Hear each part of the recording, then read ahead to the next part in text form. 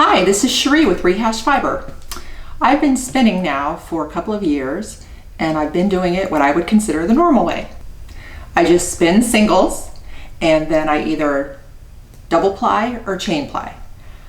But I hang out at the yarn shop every week with a group of fabulous women that seem to know everything about everything.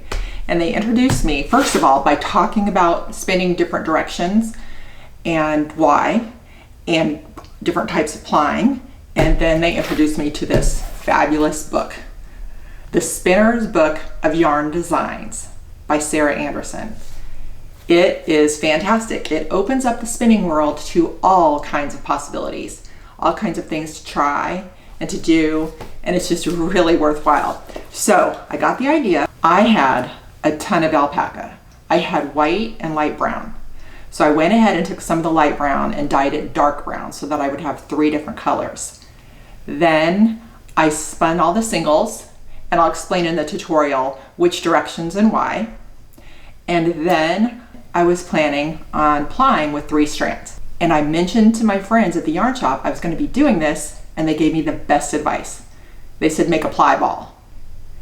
They explained to me, you just take the 3 strands after they've been spun singles, and I had them on lazy Kates, and one I had to spin to a cake, and you just make a regular yarn ball.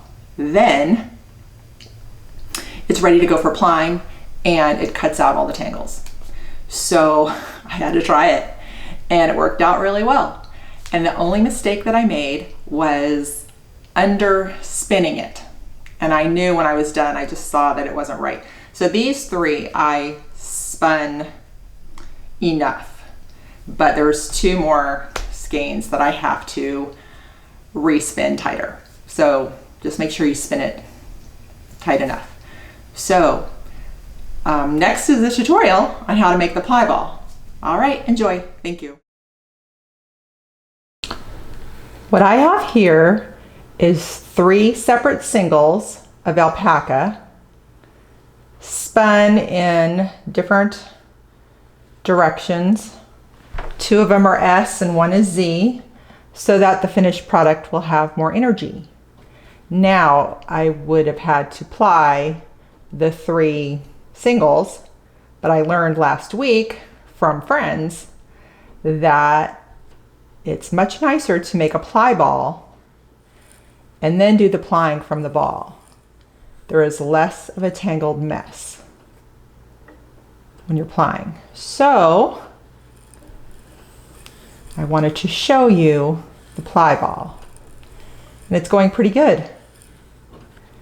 It's a nice slow pace. It takes a while, but I don't mind. It's relaxing. And hey, if it saves a tangled mess later, I'm all for it. So you see how that goes. We are plying 3 different singles from a ply ball. The singles were done, 2 of them were S twist and 1 was a Z twist, and this is a Z ply. This is to give the yarn a bit more energy because it's alpaca. All right, so here we go from the ply ball. So far it's been good.